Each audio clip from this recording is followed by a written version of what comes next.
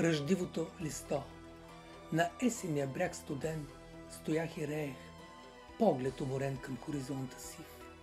Когато вятърът някъде довее, паднало листо с цвят ръждив. Противно на физичните закони, то дълго застоя пред мен и гравитацията дори прогони. Очудих се, че що за феномен. Тогава изведнъж с глас човешки стигнаха до мен слова: не бързай да се оборяваш, ще е грешно да си все с наведена глава. Моята участ си е друга, лесно можеш да я разбереш. Пролет, лято, есен и до тука Всевишният напомня. Ще се спреш.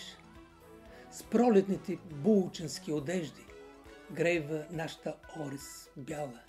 Лете тя в копнежи и надежда е галактика зелена, избояла. Най-накрая в облеклото цвета ръждив добавя есента. Това е тъй, защото ръждивото на старостта ни е цвета. Вашата карма друголика е. Раждан син, червен или ръждив. Много есени ще си отминат, но ще бъдеш просто жив.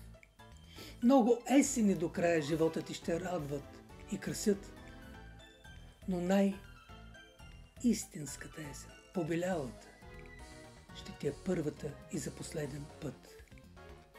Разтреса ме като със залп топовен с думите си бедното листо.